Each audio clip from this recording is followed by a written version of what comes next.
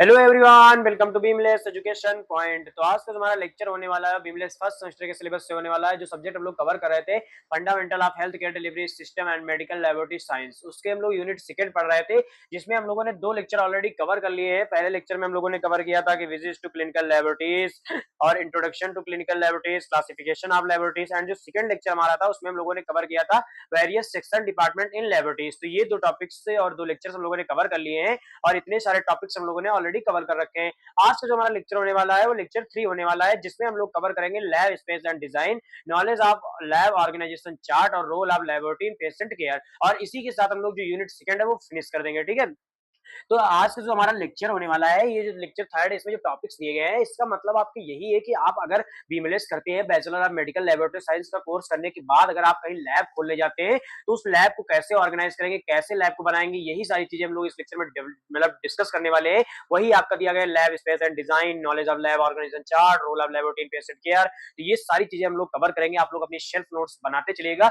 जिससे क्या होगा, आपका जो बीएमएलएस फर्स्ट सेमेस्टर है उसमें अगर आप अपनी सेल्फ नोट्स बनाते हैं, खुद से बनाते हैं नोट्स, तो क्या है, आपको बहुत बेनिफिट्स होगा, आपको पढ़ने में अच्छा लगेगा और अच्छी तरीके से आपकी प्रिपरेशन होगी। आपको नोट्स बनाना आ जाएगी, कैसे नोट्स बनाना है। तो आप लोग कोशिश कीजिएगा कि आप लोग लेक्चर के साथ साथ अपनी नोट्स जो है बनाते चलिए, या फिर आप लेक्चर को देख लीजिए, अच्छे से समझ लीजिए, बाद में पॉज करके धीरे धीरे से आप लिखते चलिए, बनाते चलिए नोट्स। इससे आपकी सेल्फ नोट्स प्रिपेयर हो जाएगी। दो यूनिट ऑलरेडी आज हमारी दो यूनिट कंप्लीट हो जाएंगे, सेकंड यूनिट भी। तो आपका fundamental of health care delivery system के दो यूनिट्स की नोट्स आपकी प्रिपेयर हो जाएंगी। तो आपका जो कॉलेज में एग्जाम होता है, यूनिट फर्स्ट एग्जाम होता है जो यूनिट वाला, उसमें दो ही यूनिट आपकी आती है, तो आपकी दो यूनिट अच्छे से प्रिपेयर हो जाएंगी और आपके पास नोट्स भी रहेगी। तो आइए सबसे पहले आज हम लोग बात करेंगे लैब स्पेस एंड डिजाइन के बारे में। तो मैंने अभी आपको बताया कि लैब स्पेस एंड डिजाइन और आपका जो टॉपिक्स दिए गए हैं इसमें, जैसे कि knowledge of lab organization chart, role of laboratory in patient care, ये सब क्या है, ये यही है कि आप अगर लैब किसी लैब को खोलने जा रहे हैं तो उसको कैसे ऑर्गेनाइज करेंगे, कैसे लैब को बनाएंगे, कैसे उसका इंफ्रास्ट्रक्चर तैयार करेंगे, उसी को हम लोग क्या कहते हैं, लैब ऑर्गेनाइजेशन। तो इसमें हम लोग को लैब स्पेस के बारे में पढ़ना है, डिजाइन के बारे में पढ़ना है, और जो लैब ऑर्गेनाइजेशन चार्ट है उसके बारे में पढ़ना है, और सबसे लास्ट में हमें पढ़ना है कि जो हमारी लेबोरेटरीज होती है उनको पेशेंट की केयर में क्या रोल रहता है। तो आइए सबसे पहले हम लोग जानते हैं कि लैब ऑर्गेनाइजेशन है क्या आखिर। तो जो लैब ऑर्गेनाइजेशन में मैंने यहाँ पॉइंट्स ऐड किए हैं कुछ लैब ऑर्गेनाइजेशन को समझने के लिए, इसको मैं बहुत इजी वे में आपको समझा दूंगा, जिससे कि अगर आप ये पॉइंट्स नहीं याद कर पाते या फिर आप नहीं रट पाते, तब भी आप क्या है अपनी लैंग्वेज में उसको अच्छे से लिख पाएंगे। तो लैब ऑर्गेनाइजेशन आपको वर्ड से पता चल गया है, किसी चीज के ऑर्गेनाइज करना, किसी चीज को बनाना, तो उससे हम लोग क्या कहते हैं, मतलब जैसे कोई चीज है उसको अगर हम लोग ऑर्गेनाइज करते हैं, बनाते हैं, तभी तो हम लोग काम कर पाते हैं उस पर। वैसे लैब में काम करने के लिए सबसे पहले क्या जरूरत होती है कि लैब का ऑर्गेनाइजेशन अच्छा हो, जिससे कि अच्छा हम लोग काम कर पाए। तो वही आपका पहला पॉइंट लिखा कि lab organization is the systematic arrangement and management of laboratory physical space equipment resource and personal to ensure efficient and safe operation. मतलब कि जो लैब ऑर्गेनाइजेशन है वो क्या है, एक सिस्टमैटिक अरेंजमेंट और मैनेजमेंट है, जिसके किसका, लैबोरेटरीज का। कैसे लैब मैनेजमेंट है, तो फिजिकल स्पेस मतलब जो आप बना रहे हैं बिल्डिंग, वो कैसी होनी चाहिए, इक्विपमेंट जो आप उसमें इक्विपमेंट यूज कर रहे हैं उसको कहाँ रखना है, उसके लिए प्रॉपर स्पेस मिनिमाइज करना, प्रॉपर स्पेस को बनाना, और रिसोर्सेज मतलब आप उसमें जो भी रिसोर्सेज का यूज कर रहे हैं, जैसे ह्यूमन रिसोर्स का यूज कर रहे हैं, मतलब आपको जो इक्विपमेंट आपने बनाया, जो आपने बिल्डिंग बनाया, उसमें कौन कौन से आपको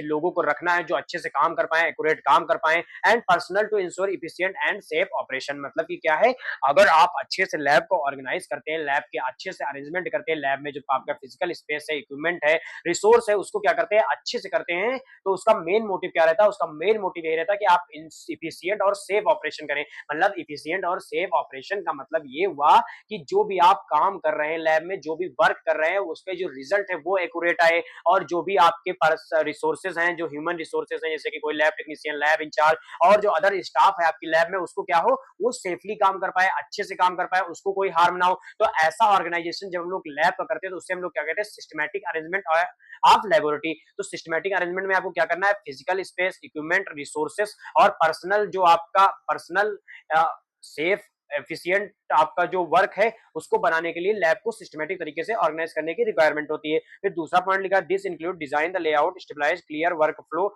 and implement proper management practices. मतलब कि क्या है कि जो हमारी लेबोरेटरी की ऑर्गेनाइजेशन की डिजाइन होती है वो क्या करती है, आपका क्लियर वर्क फ्लोज और इंप्लीमेंट प्रॉपर मैनेजमेंट प्रैक्टिस। मतलब अगर आप किसी चीज को ऑर्गेनाइज कर रहे हैं, जैसे आप कोई लैब बना रहे हैं, तो अगर वो लैब जिस तरह होनी चाहिए, जैसे आप सिंपल वे में समझिए, आप अपना घर बना रहे हैं तो घर में क्या होना चाहिए, किचन होना चाहिए, रूम्स होने चाहिए, वाशरूम होने चाहिए, ये सारी चीजें होनी चाहिए कि नहीं होनी चाहिए। अगर ये सारी चीजें प्रॉपर तरीके से बन जाती है, प्रॉपर तरीके से वहां प्रेजेंट रहती है, तो आप क्या है, घर में अच्छी तरीके से रह पाएंगे, अच्छी तरीके से सर्वाइव कर पाएंगे। वही इसमें लिखा है कि अगर आपकी लैब सिस्टमेटिक तरीके से अरेंजमेंट अच्छा होता है और अच्छे तरीके से प्रॉपर तरीके से अरेंजमेंट किया जाता है, तो क्या है, आप क्लियर वर्क फ्लो कर पाएंगे, मतलब आपका जो लैब में वर्क करने की फ्लो है वो अच्छे से हो पाएगा। जैसे आप अगर अच्छे से बना रखे लैब की असेंबली, रिसेप्शन है, सैंपल कलेक्शन एरिया, ये डिपार्टमेंट है, तो क्या एक अच्छी तरीके से आपकी जो मतलब लैब है वो वर्क कर पाएगी, और क्या है आपका प्रॉपर तरीके से सारी चीजें मैनेज हो पाएंगे, और आपके जो रिजल्ट है वो क्या होंगे, एक्यूरेट होंगे, और आपके जो हेल्थ केयर वर्कर्स हैं, आपके जो लैब में वर्क कर रहे हैं वर्कर्स, वो भी सेफ रहेंगे। वही आपका लिखा है, these include design the layout, stabilize clear work flow and implement proper management practices. फिर जो हमारा थर्ड पॉइंट लिखा है वो लिखा है, the goal is to optimize productivity, minimize error and maintain a safe working environment. मतलब इसका गोल क्या है कि हमारे जो एरर्स हैं उनको मिनिमाइज करना, और जो हमारा वर्किंग एरिया है वो कैसा हो, सेफ हो, एनवायरनमेंट जो हमारे लैब का है वो क्या हो, अच्छा हो, और मतलब अच्छा एनवायरनमेंट होगा तभी तो कंटामिनेशन नहीं होगा। अगर अच्छा एनवायरनमेंट नहीं होगा तो बहुत सारे ऐसे टेस्ट परफॉर्म किए जाते हैं जिन्हें एक गुड एनवायरनमेंट की रिक्वायरमेंट होती है, और अगर उन्हें गुड एनवायरनमेंट नहीं मिलता तो क्या होता है, वो रिजल्ट में क्या है, अबनॉर्मलिटी आ जाती है, और पेशेंट की जो रिपोर्ट है वो गलत चली जाती है। इसीलिए लिखा हुआ है गुड एनवायरनमेंट मिलना चाहिए, सेफ वर्किंग प्लेस मिलनी चाहिए, प्रोडक्टिविटी मिलनी चाहिए, और मिनिमाइज एरर को मिनिमाइज करने के लिए हम लोग क्या करते हैं, लैब को ऑर्गेनाइज करते हैं। तो इसमें 3 पॉइंट थे। पहला पॉइंट ये कह रहा है कि लैबोरेटरी ऑर्गेनाइजेशन जो है वो एक सिस्टमैटिक अरेंजमेंट है, जिसमें हमें क्या करना पड़ता है, फिजिकल स्पेस जो लैब का होता है उसे मेंटेन करना होता है, इक्विपमेंट वाला स्पेस मेंटेन करना होता है, रिसोर्सेज को हम लोग को मेंटेन करके क्या करना पड़ता है, एक लैब को ऑर्गेनाइज करना होता है, और लैब में, और इसका मोटिव ये होता है कि हमारा जो लैब में टेस्ट परफॉर्म कर रहे हैं वो अच्छा हो, जो हेल्थ केयर वर्कर्स हमारे काम कर रहे हैं वो सेफ रहे। दूसरा पॉइंट लिखा है कि जो हमारा लेआउट होता है लैब ऑर्गेनाइजेशन के बनाने के जो स्ट्रक्चर होता है वो इस चीज पे डिपेंड करता है कि हमारा जो वर्क है वो अच्छे से फ्लो कर पाए, और जो हमारी सारी चीजें वो प्रॉपर तरीके से मैनेज हो पाए। और इसका मेन जो गोल होता है वो ये होता है कि हमें क्या है, एरर्स को मिनिमाइज करना होता है, एरर्स मिनिमाइज कर पाए, सेफ वर्किंग प्लेस प्रोवाइड कर पाए हम अपने हेल्थ वर्क केयर वर्कर्स को, और एक गुड एनवायरनमेंट प्रोवाइड कर पाए जिससे कि जितने भी टेस्ट हमारे लैब में परफॉर्म हो रहे हैं वो अच्छे से परफॉर्म हो पाए। तो यही आपका लैब ऑर्गेनाइजेशन का इंट्रो था। अब हम लोग बात करेंगे component of lab organization. Component of lab organization का मतलब है कि कौन कौन सी ऐसी चीजें हैं जो हमें ध्यान देना है लैब को ऑर्गेनाइज करने के लिए। तो यहाँ पूरी मैंने 13 चीजें ऐड की है जिनसे आपको ये पता चल जाएगी कि कैसे हम लोग लैब को ऑर्गेनाइज करते हैं, और किन किन बातों को हम लोग लैब को ऑर्गेनाइज करने में ध्यान देना चाहिए। अगर ध्यान देते हैं तो हमारी लैब क्या है, एक गुड लैब और सिस्टमेटिक लैब की तरह वर्क करेगी, और अच्छे से हमारी लैब की जो डिमांड है वो मार्केट में बढ़ेगी। तो आपके 13 पॉइंट्स हैं इसमें जो आपके कंपोनेंट के रूप में वर्क करते हैं आपकी लैब के ऑर्गेनाइजेशन में। जो पहला पॉइंट हमारा है वो क्या है, लोकेशन। दूसरा क्या है आपका, स्पेस रिक्वायरमेंट। तीसरा लाइट। चौथा है ventilation, general lighting, brightness, temperature control, equipment, humidity, electric supply, water supply, sanitation, department section, human resource. तो ये सारे आपके कंपोनेंट्स हैं आपके लैब के ऑर्गेनाइजेशन करने के लिए। अब हम लोग एक एक कंपोनेंट के बारे में पढ़ेंगे कि किस कंपोनेंट में क्या नीड पड़ती है, और किस कौन सा कंपोनेंट किस लिए यूज होता है। तो जो पहला हमारा कंपोनेंट है वो क्या है आपका, लोकेशन। तो लोकेशन जो होता है वो मोस्ट इंपॉर्टेंट होता है आपका कंपोनेंट, क्योंकि लोकेशन अगर आपकी लैब की अच्छी होगी तो आपका जो लैब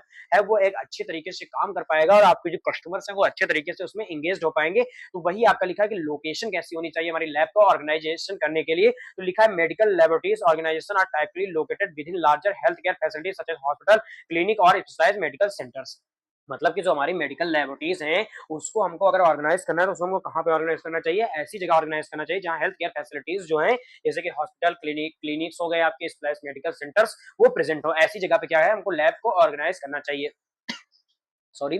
फिर लिखा they can also be independent freestanding facilities. मतलब कि जो हमारी लैब है वो क्या हो, इंडिपेंडेंट होनी चाहिए, और फैसिलिटीज उसमें होनी चाहिए। फिर लिखा the specific location will dependent on the type of laboratory and it's purpose. मतलब कि जो हमारी लोकेशन है वो इस चीज पर डिपेंड करती है कि हमारी जो लेबोरेटरीज है वो कैसी है, उसका टाइप्स कैसा है, और पर्पस क्या। मैंने आपको टाइप्स क्लासिफिकेशन ऑफ लेबोरेटरीज पढ़ाया होगा, उसमें मैंने बहुत सारी लेबोरेटरीज के बारे में आपको बताया था कि कुछ होती है प्राइमरी हेल्थ केयर लेबोरेटरीज होती है, सेकेंडरी हेल्थ केयर लेबोरेटरीज होती है, टर्सरी हेल्थ केयर लेबोरेटरीज होती है।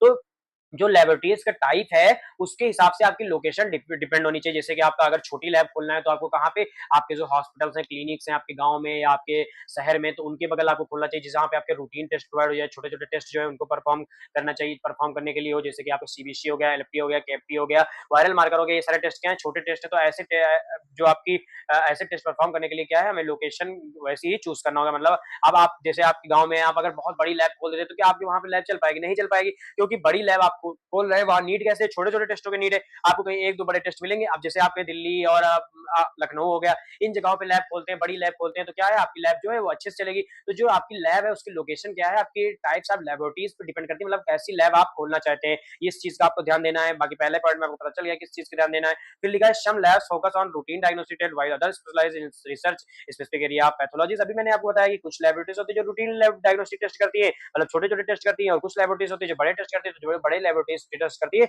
उन्हें कहाँ खोलना चाहिए, उन्हें टर्सरी हेल्थ केयर सिस्टम जो है उनके पास खोलना चाहिए, जिससे कि क्या हो, अच्छे से हमें बड़े-बड़े टेस्ट के डायग्नोसिस करने के लिए सैंपल मिले और हम लोग डायग्नोसिस करें। तो ये सारी चीज़ें आपको ध्यान देनी है कि लोकेशन ऐसी होनी चाहिए कि आप किसी हॉस्पिटल या क्लिनिक्स या किसी मेडिकल सेंटर्स के पास खोलते हैं लैब, अगर आप तो आपकी जो लैब है वो अच्छी तरीके से वर्क कर पाएगी। फिर क्या है, आपको ऐसी लैब ऐसी जगह पे खोलना है जैसी आपकी लैब हो। जैसे आपकी लैब अगर प्राइमरी है, सेकेंडरी है, टर्सरी है, तो आप उस लेवल के हेल्थ केयर सिस्टम के पास अपनी लैब खोलने का काम करेंगे, तो आपकी लैब जो है अच्छे से वर्क कर पाएगी। फिर लिखा है some labs focus on routine diagnostic test, मतलब कुछ लैब्स होती हैं जो रूटीन डायग्नोस्टिक टेस्ट को फॉलो करती हैं, और कुछ होती है जो स्पेशलाइज्ड होती है रिसर्च के लिए, तो स्पेसिफिक एरिया फॉर पैथोलॉजी, मतलब उनकी स्पेसिफिक एरिया के अकॉर्डिंग हमें लैब को ओपन करना चाहिए। तो ये आपकी थी लोकेशन। फिर आपका सेकंड है क्लिनिक्स, क्लिनिक्स है, स्पेशलाइज्ड मेडिकल सेंटर्स है और आपका रिसर्च फैसिलिटीज है। तो इन सब जगहों पे लैब खोलने के लिए आपको जब नीड पड़ती है, आप लोग लैब खोलते हैं, तो आपकी लैब क्या है, अच्छे से वर्क कर पाती है और अच्छे से वो फ्लो हो पाती है। फिर लिखा है smaller clinics may have their own on sites laboratories for basic diagnostic test or they may contract with larger labs for specialised services. अब क्या है, कुछ क्लिनिक्स होती हैं जो आपके गांव के पास प्रेजेंट होंगी, या फिर आप देखे होंगे ओपीडी डॉक्टर बैठते हैं, तो उनकी क्या होती है, एक पर्सनल लैब होती है, और वो पर्सनल लैब में जो रूटीन टेस्ट होते हैं उनको परफॉर्म करते हैं।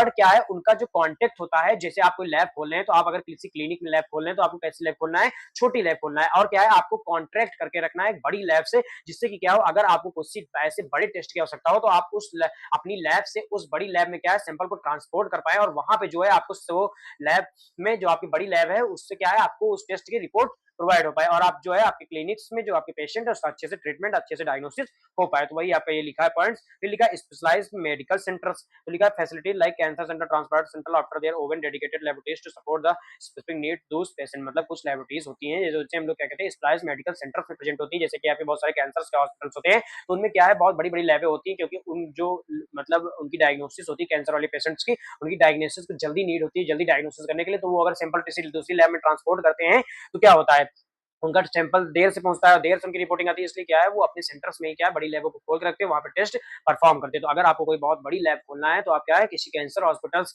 या किसी ऐसे हॉस्पिटल खोले जहाँ स्पेसिफिक किसी चीज का ट्रीटमेंट हो रहा हो, जैसे कि आपका किडनी फेलियर हो गया, किडनी ट्रांसप्लांट हो गया, कैंसर हॉस्पिटल्स हो गए, इनमें अगर आप लैब खोलते हैं, तो आपको कैसी लैब खोलना होगा, स्पेशलाइज्ड मेडिकल सेंटर्स के लैब अगर आप ओपन करते हैं, तो आपको क्या है, हाईली सिस्टमैटिक लैबोरेटरीज को ओपन करना होगा। ठीक, ये आपका लिखा है। फिर आपका है रिसर्च फैसिलिटीज, कुछ होते हैं लैब्स हमें रिसर्च फैसिलिटीज के पर्पस के लिए ओपन करनी होती है, तो जो रिसर्च फैसिलिटीज होती हैं वो रिसर्च फोकस लैब्स में located with in universities, research institutes और फार्मेक्चुअल कंपनीज, मतलब आपकी जो कुछ विश्वविद्यालय है, जैसे यूनिवर्सिटी हो गया, कुछ रिसर्च इंस्टीट्यूट्स है, यहाँ के नई नई चीजों की खोज होती है, और कुछ फार्मेक्चुअल कंपनीज है जहाँ मेडिसिन की खोज होती है। इनकी जो होती है क्या है, इनमें लैब जो होती है विद इन जो आपके रिसर्च सेंटर्स होते हैं, कंपनीज होती है, उनके अंदर ही खुली होती है, और ये वहीं पे वर्क करते हैं, और इनकी लोकेशन ऑलवेज डिसाइड होती है कि ये जो हमारी रिसर्च फैसिलिटीज होती है, रिसर्च लैब्स होती हैं, ये आपको यूनिवर्सिटी में मिलेंगी, या फिर आपको फार्मेक्यूटिकल कंपनीज में मिलेंगी, या आपको किसी रिसर्च इंस्टीट्यूट में मिलेंगे। तो ये सारी लोकेशंस थी जो आपके वर्क करती हैं लैब को ऑर्गेनाइजेशन करने के लिए। तो अलग अलग मैंने बता दिया, क्लिनिक्स में कैसी होनी चाहिए, रिसर्च में कैसी होनी चाहिए। फिर हम लोग बात करते हैं स्पेस रिक्वायरमेंट के बारे में कि कितना स्पेस आपकी लैब के लिए होना चाहिए। तो आप जो स्पेस रिक्वायरमेंट है, ये भी आपका एक की कंपोनेंट है आपकी लैब की वर्क करने के लिए, क्योंकि अगर आप प्रॉपर तरीके से लैब में स्पेस नहीं रखते हैं, तो क्या हो, बहुत सारी कंटामिनेशन होने के चांसेस होते हैं, बहुत सारी चीजें आपके लॉस होने के चांसेस होते हैं, बहुत सारी प्रॉब्लम आपको शीन करने को मिलती है। तो लिखा स्पेस रिक्वायरमेंट में जो पहला पॉइंट लिखा medical laboratories space required are categorised based on their complexity and scope of testing services provided, मतलब कि जो हमारी मेडिकल लैबोरेटरीज होती है उनका स्पेस जो होता है वो इस बेस पे क्लासिफाइड किया जाता है कि आपकी लैब कैसी है, आपकी प्राइमरी लैब है, सेकेंडरी लैब है, टर्सरी लैब है। तो level of labs we are decided the space of laboratories, ठीक है, मतलब जैसा लेवल होगा लैब का वैसे डिसाइड करेंगे हम लैबोरेटरीज के स्पेस के बारे में। तो जो प्राइमरी लैब्स होती हैं उनमें क्या होता है, 10 स्क्वायर मीटर्स का स्पेस होना चाहिए मिनिमम, और जो सेकेंडरी होती है उनमें 20 स्क्वायर मीटर का होना चाहिए आपका मिनिमम स्पेस, और जो हमारी टर्सरी होती है वो 60 स्क्वायर मीटर्स का आपके क्या होना चाहिए, स्पेस का होना चाहिए। फिर लिखा है this space requirement are additional to design area for the sample collection processing reporting specially in the large facilities, मतलब आपका जो लैब है उसमें क्या होना चाहिए, सैंपल कलेक्शन एरिया होना चाहिए, प्रोसेसिंग एरिया होना चाहिए, रिपोर्टिंग एरिया होनी चाहिए, और लार्जर फैसिलिटीज अवेलेबल होनी चाहिए for the working with in the lab. ठीक है, ये आपका स्पेस रिक्वायरमेंट है, आप लोग याद रखिएगा कि प्राइमरी में कितना मीटर चाहिए, सेकेंडरी में कितना चाहिए, टर्सरी में कितना चाहिए, और कौन कौन सी चीजें होनी चाहिए, सैंपल कलेक्शन एरिया होना चाहिए, प्रोसेसिंग होना चाहिए, रिपोर्टिंग होना चाहिए, रिपोर्टिंग एरिया होना चाहिए, स्पेशली लार्ज फैसिलिटीज। ठीक, तो ये आपका स्पेस रिक्वायरमेंट था। अब हम लोग बात करते हैं तीसरे कंपोनेंट के बारे में, तो लाइट।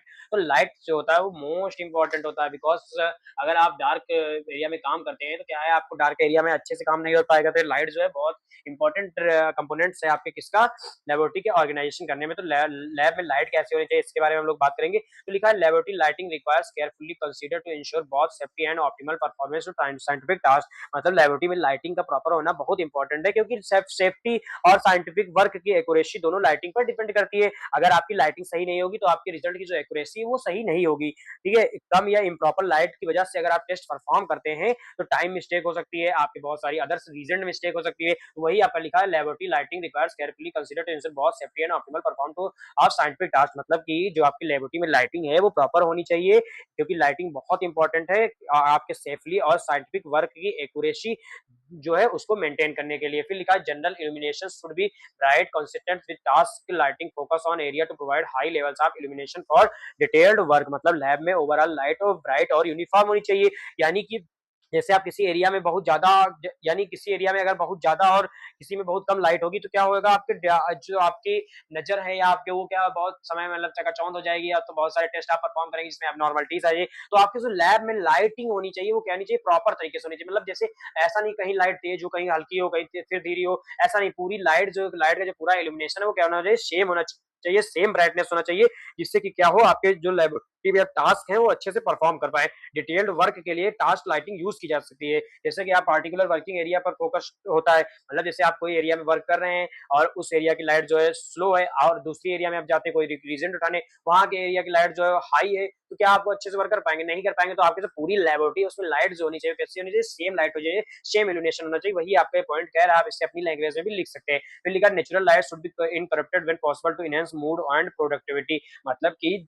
जहां पॉसिबल हो सके, जैसे आपकी लैब में जहां भी पॉसिबल हो सके, तो नेचुरल सनलाइट का यूज करना बेनिफिशियल होता है। इससे क्या होता है कि इन्वायरमेंट जो होता है बेटर होता है, और मूड और कंफर्ट होता है, और जो आपके काम करने की कैपेसिटी है वो क्या होती है, इंप्रूव होती है। अगर आपको नेचुरल लाइट मिल जाए लैब में तो आपको बहुत बेनिफिट्स हो सकते हैं, जैसे कि आपके मूड जो है वो कंफर्ट रहेगा और प्रोडक्टिविटी इंप्रूव होगी, जिससे आप अच्छे से वर्क कर पाएंगे। फिर लिखा है LED lighting is popular choice due to energy efficient and long life span. आप जितनी भी लैब में वर्क करेंगे वहां आपको एलईडी लाइटिंग का मिलेंगे, क्योंकि एलईडी लाइटिंग जो होती है वो लेबोरेटरीज में जो है वो कॉमनली परफॉर्म्ड होती है, क्योंकि ये एनर्जी एफिशिएंट होती है। क्या होती है, एनर्जी एफिशिएंट होती है, जिससे क्या है इलेक्ट्रिसिटी कम कंज्यूम करती है और इनकी लाइफ स्पेन लॉन्ग होती है। इसीलिए हम लोग क्या करते हैं, मेंटेनेंस और रिप्लेसमेंट की नीड भी कंपेरेटिवली कम होती है। मतलब कि जैसे कि आप एलईडी लाइट का यूज कर रहे हैं लैब में, तो क्या होता है, आज जो एलईडी लाइट होती है वो एनर्जी एफिशिएंट होती है, और ये क्या करती है, कम इलेक्ट्रिसिटी को कंज्यूम करती है, जिससे कि क्या है लाइफ स्पेन इसकी लॉन्ग होती है, और ये हमारे लिए बेनिफिट्स भी होती है, और इसका जो लाइटिंग की इल्यूमिनेशन होती है वो भी अच्छी होती है। तो आपको ये सारे पॉइंट्स याद रखने हैं।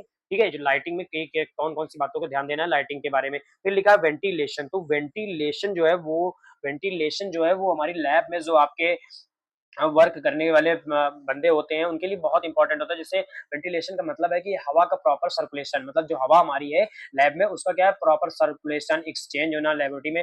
अगर हम लोग फ्रेश एयर को अंदर लाते हैं और कंटामिनेटेड एयर को बाहर करते हैं तो उससे हम लोग क्या कहते हैं, वेंटिलेशन कहते हैं। सिंपल से आप लिख लीजिएगा, ventilation means fresh air in, मतलब फ्रेश एयर को अंदर लाना, और जो हमारी यूज्ड कंटामिनेशन एयर है उसको आउट करना है। मतलब फ्रेश एयर को अंदर लाना और यूज्ड कंटामिनेशन एयर को बाहर करना, उसे हम लोग क्या कहते हैं, वेंटिलेशन कहते हैं। तो वेंटिलेशन जो है वो आपका इंपॉर्टेंट और की पॉइंट है, की कंपोनेंट है आपके लेबोरेटरी ऑर्गेनाइजेशन के लिए। जैसे कि आपका लिखा है प्रॉपर वेंटिलेशन, क्या लिखा है, proper ventilation in medical laboratories is crucial for maintaining a safe and healthy environment for the personal and protective experiment for the contamination. मतलब जो आपकी मेडिकल लेबोरेटरीज है उसमें वेंटिलेशन का होना बहुत इंपॉर्टेंट है, आपके सेफ और हेल्दी एनवायरनमेंट प्रोवाइड करने के लिए आपकी लेबोरेटरी में। क्योंकि जो हमारे वेंटिलेशन है उसका काम क्या है, फ्रेश एयर को इन करना और जो हमारी कंटामिनेटेड एयर है उसको आउट करना। ठीक है, तो वही आपका लिखा है proper ventilation in medical laboratories crucial for maintaining a safe and healthy environment for the personal productive experiment for contamination. मतलब कंटामिनेशन से बचने के लिए जो आपको वेंटिलेशन है उसको बहुत इंपॉर्टेंट है आपकी लैब में, for the providing of a safe and healthy environment. फिर लिखा है it involves a combination of general and local exhaust system to remove airborne contamination, control airflow pattern and ensure adequate air change for hours. मतलब क्या है, आपके lab में बहुत सारे एग्जॉस्ट सिस्टम लगाने चाहिए। एग्जॉस्ट सिस्टम प्रेजेंट होते हैं जो क्या करते हैं, आपकी जो कंटामिनेटेड एयर है उसको बाहर करते हैं, जो फ्रेश एयर है उसको क्या करते हैं, अंदर करते हैं पर हावर्स। और इस तरह से आपके जो एनवायरमेंट है, आपकी लैब का एनवायरमेंट है वो हेल्दी एनवायरमेंट बना रहता है। तो ये आपका वेंटिलेशन का काम है लैब का ऑर्गेनाइजेशन करने में। फिर हम लोग बात करते हैं जो पांचवा की कंपोनेंट है वो ये है आपका जनरल लाइटिंग ब्राइटनेस। आपकी जनरल लाइटिंग ब्राइटनेस, अभी मैंने लाइटिंग के बारे में थोड़ा बताया है, पर यहाँ पे आपको कुछ पॉइंट्स है याद रखना है जनरल लाइटिंग ब्राइटनेस, क्योंकि बहुत बार कॉम्पिटिटिव एग्जाम में पूछ लिया जाता है कि कौन सी जनरल लाइटिंग की नीड पड़ती है। तो आपका पहला पॉइंट जो लिखा है वो आपका लिखा है यहाँ पे। आप ये सारे पॉइंट्स मेरी समझ से मत याद कीजिएगा, और ये सारे पॉइंट्स आपको थोड़ा डिफिकल्ट भी लगेंगे, मैंने ऐड कर दिया है, अगर आपको याद होते तो याद कर लीजिएगा। बाकी आप यहाँ पे ये याद रखिएगा 500 LUX जो होती है लाइट की ब्राइटनेस, वो कैसी होती है, प्रॉपर ब्राइटनेस होती है। ठीक है, आप ऐसे लिखिएगा कि इस तरफ लिखिएगा ऐसे 500, उसके बाद ऐसे एरो एरो लगाइएगा और लिखिएगा आप लोग प्रॉपर ब्राइटनेस। फिर जो आपके 5000 के केल्विन से 6500 के आपकी केल्विन है, वो क्या होती है, आपकी day light like cool light होती है। क्या होती है, day light like cool light होती है। और आपकी जो ये आपकी जो मतलब आपको 500 LUX जो है वो कैसी है, आपकी प्रॉपर ब्राइटनेस है। और जो आपको 500 के से आपकी 6500 के केल्विन है, वो कैसी लाइट से, आपकी डे लाइट कूल लाइट है। तो ये दो पॉइंट्स आप याद रखिएगा bright general brightness lighting brightness में। फिर लिखा event distribution uniform lighting across the work flow prevent eye strain and fatigue, means की जो हमारी लाइटिंग होती है, जो हमारे वर्क फ्लो में अब जो हमारी लाइटिंग होती है, जो हमारे लैब में प्रेजेंट होती है, वो क्या करती है, हमारी लेस आइस स्ट्रेन होती है और फटीग होती है। मतलब जो अगर आपके लैब में प्रॉपर तरीके से लाइट अच्छे से प्रेजेंट है, लाइट का डिस्ट्रीब्यूशन अच्छा है, तो क्या है वो आपके आई को इरिटेट नहीं करेगी और आपको क्या है थकान नहीं महसूस कराएगी। इसीलिए आपको क्या है जनरल लाइटिंग ब्राइटनेस का बहुत ध्यान देना है। जनरल लाइटिंग ब्राइटनेस में आप लोगों को क्या ये और ये याद रखना है। इसके सामने में जो मैंने जो पॉइंट बताया वो याद रखना है। 500 LUX प्रॉपर ब्राइटनेस, 500 से 6500 के day light like cool light होती है। ठीक है, तो ये आपको याद रखना है जनरल लाइटिंग ब्राइटनेस में। फिर हम लोग बात करते हैं टेम्परेचर कंट्रोल के बारे में कि हमारी लैब में जो टेम्परेचर कंट्रोल है वो कैसा होना चाहिए, टेम्परेचर कंट्रोल का क्या रोल होता है हमारी लैब में। तो जो टेम्परेचर है वो आपकी लैब में बहुत इंपॉर्टेंट रोल प्ले करता है, बहुत मायने रखता है। लिखा है maintain precise temperature control in medical laboratories crucial for accurate test result and integrity of sample and reagent. मतलब जो आपकी लैब का टेम्परेचर है वो अगर प्रॉपर तरीके से मेंटेन है, प्रॉपर तरीके से नहीं मेंटेन है, प्रॉपर तरीके से प्रेजेंट है, तो क्या करता है जो आपका टेम्परेचर है वो आपके एक्यूरेट रिजल्ट और आपके लेबोरेटरी के बहुत सारे टेस्ट को परफॉर्म करने में हेल्प करता है। और आपके जो सैंपल्स और रीजेंट है उनकी एक्यूरेसी को, उनकी इंटीग्रिटी को मेंटेन करता है। इंटीग्रिटी बोले तो बहुत सारे ऐसे सैंपल होते हैं जिनके मॉर्फोलॉजी में चेंज होने में डर रहता है, स्ट्रक्चर में चेंज होने की डर रहता है, तो उसकी क्या करते हैं, उस चीज को मेंटेन करते हैं, रीजल्ट की क्वालिटी को मेंटेन करते हैं और आपके टेस्ट रिजल्ट को मेंटेन करने का काम करता है आपका टेम्परेचर। ठीक है, फिर लिखा this involve using various temperature control equipment and monitoring system to ensure the condition remain within the specified range for different process and storage requirement. मतलब क्या होता है लैब में, क्या होता है बहुत सारे टेम्परेचर्स का यूज करते हैं हम लोग अलग अलग इक्विपमेंट के लिए। जैसे आपके बहुत सारे इक्विपमेंट्स होते हैं लैब में जो प्रेजेंट होते हैं, बहुत सारे टेस्ट होते हैं जो परफॉर्म होते हैं, तो उन सारे टेस्ट के लिए, उन सारे इक्विपमेंट के लिए, उन सारे सैंपल्स के लिए, उन सारे रीजंस के लिए आपको क्या होता है अलग अलग तरीके से टेम्परेचर की रिक्वायरमेंट होती है। हम लोग बहुत सारे टेम्परेचर की क्वांटिटी, बहुत सारे टेम्परेचर की तरीके से, बहुत सारे तरीकों से टेम्परेचर को क्या करते हैं मेंटेन करते हैं अदर अदर चीजों के लिए, अदर अदर इक्विपमेंट के लिए, अदर अदर टेस्ट के लिए। वही आपका टेम्परेचर कंट्रोल लिखा हुआ है। फिर लिखा इक्विपमेंट, मतलब अब हम लोगों को लैब में क्या जरूरत है, इक्विपमेंट की जरूरत है। अब लैब में सॉरी गाइस, लैब में हम लोग बहुत सारे इक्विपमेंट का यूज करते हैं जो हमारे क्या है एज ए कंपोनेंट के रूप में वर्क करते हैं और हमारी लैब के ऑर्गेनाइजेशन करने में हेल्प करते हैं। तो जो आपका जैसे इंक्यूबेटर हो गया, तो इंक्यूबेटर क्या है, विच use for culturing micro organism and other temperature sensitive material maintain specific incubation temperature. तभी मैंने आपको बताया टेम्परेचर के अलग अलग डिवाइस का यूज करते हैं, अलग अलग इक्विपमेंट का यूज करते हैं। तो उसी में से आपका एक इंक्यूबेटर होता है जो एज ए इक्विपमेंट वर्क करता है हमारे लैब में, और इसका जो टेम्परेचर होता है 37 डिग्री सेल्सियस होता है। इसको हम लोग यूज करते हैं किसी कल्चर माइक्रो ऑर्गेनिज्म की ग्रोथ को चेक करने के लिए और उसको एक प्रॉपर तरीके से एनवायरमेंट कराने के लिए। अभी आगे से पढ़ेंगे आप आगे सेमेस्टर्स में, तो आपको पता होगा। यहाँ पे सिर्फ आपको पॉइंट्स याद रखना, जो पॉइंट मैंने यहाँ पे ऐड किया। रेफ्रिजरेटर और फ्रीजर ऐड करते हैं, जो फ्रीज है और रेफ्रिजरेटर ऐड करते हैं, जिसको हम लोग यूज करते हैं बहुत सारे सैंपल को स्टोर करने के लिए, रीजन को स्टोर करने के लिए। वही आपके यहाँ पॉइंट्स लिखे, essential for sorting sample reagent and other material require control for low temperature. मतलब कुछ ऐसे आपके सैंपल्स होते हैं, रीजेंट्स होते हैं, अदर्स मटेरियल्स होते हैं लैब में जिनका यूज करते हैं हम लोग लो टेम्परेचर पर स्टोर करने के लिए। उससे हम लोग क्या करते हैं फ्रीजर में स्टोर करते हैं,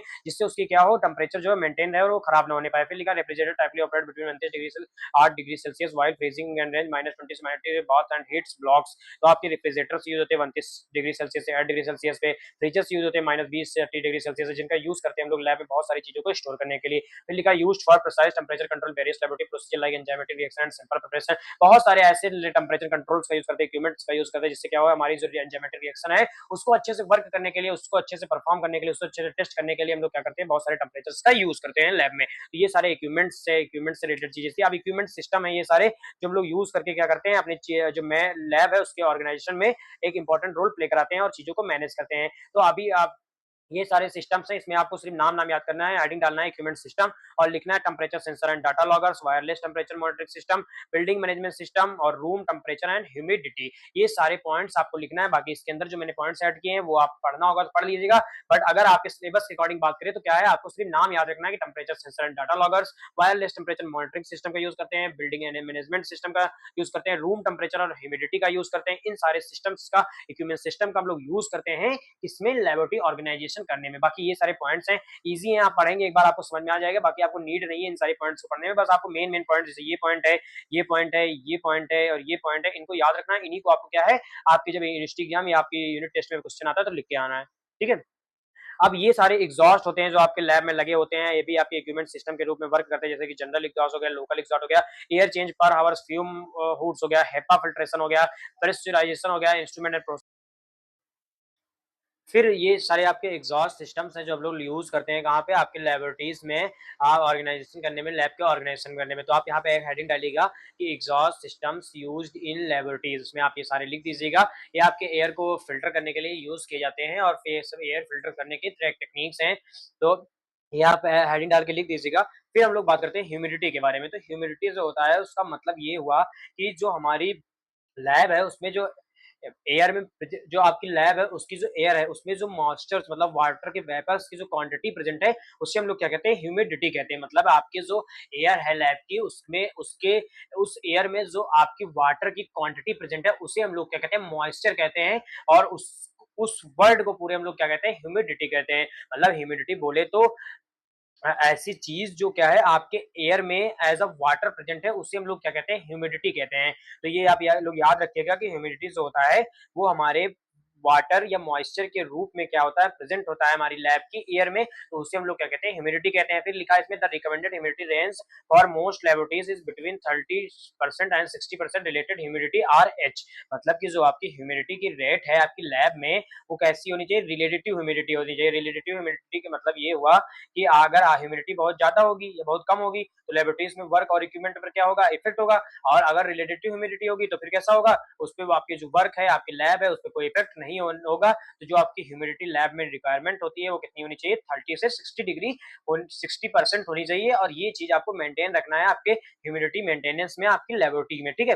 फिर लिखा है some specific application like pharmaceutical or electronics labs may require tighter control, potentially lower or higher depending on the specific need of the work. मतलब कि कुछ स्पेशल लेबोरेटरीज होती है जैसे कि लैब फार्मेक्चुअल लैब्स हो गई, इलेक्ट्रॉनिक्स लैब्स हो गई, उसमें क्या होता है ह्यूमिडिटी का कंट्रोल और भी स्ट्रिक्ट होता है। मतलब ह्यूमिडिटी जो होती है उनका जो कंट्रोल होता है, उनको जो मैनेज करना होता है, क्या होता है, बहुत स्ट्रिक्ट होता है। इन लैब्स में क्या होता है, स्पेसिफिक वर्क के अकॉर्डिंग ह्यूमिडिटी को 30 से 60% से लोअर या हायर भी मेंटेन करना पड़ सकता है। मतलब आप जैसे आपकी जो लैब है पैथोलॉजी है उसमें क्या 30 से 60% आप रिलेटिव ह्यूमिडिटी मेंटेन करके रखते हैं, पर जो आपकी फार्मेक्चुअल और इलेक्ट्रॉनिक्स लैब्स हैं उसमें 30 से 60% से ऊपर या नीचे भी आपको क्या है, ह्यूमिडिटी को मेंटेन करके रखना पड़ता है। फिर लिखा है proper humidity is crucial to prevent sample contamination, ensure accurate result and maintain the integrity of the laboratory environment general work.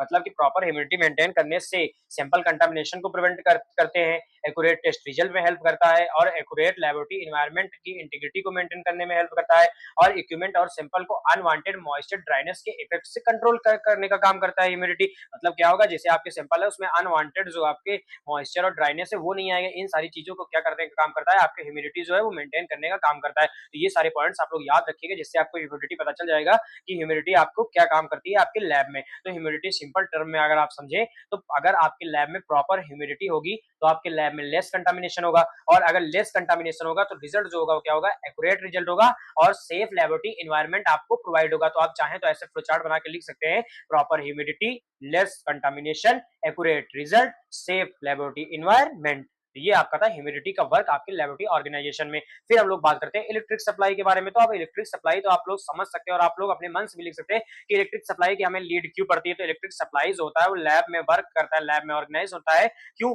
Medical laboratories on stable and reliable electrical supply to power. यहाँ कुछ mistake हुआ है, यहाँ medical laboratories is a stable and reliable electric supply to power a wide range of sensitive equipment including diagnostic and analytical instrument, patient monitoring device and specialized medical equipment, मतलब कि जो है medical laboratories में जो electric supply है वो क्या करता है, एक वाइड रेंज का आपको क्रूशियल रोल प्ले करता है, किसमें आपके इक्विपमेंट्स और डायग्नोस्टिक एनालिटिकल इंस्ट्रूमेंट जो होते हैं, पेशेंट मॉनिटरिंग डिवाइस जो होती हैं और मेडिकल इक्विपमेंट्स जो होते हैं, उनको क्या करना है, उनको वर्क कराने में, उनके वर्क को फ्लो करने में, उनकी चीजों को मेंटेन करने में, उनको प्रॉपर तरीके से इलेक्ट्रिक करंट प्रोवाइड करके उनसे वर्क कराने में क्या करता है, हेल्प करता है। आपकी जो इलेक्ट्रिक सप्लाई होती है और ये क्रूशियल रोल प्ले करती है आपके मेडिकल लैबोरेटरीज में, ठीक है।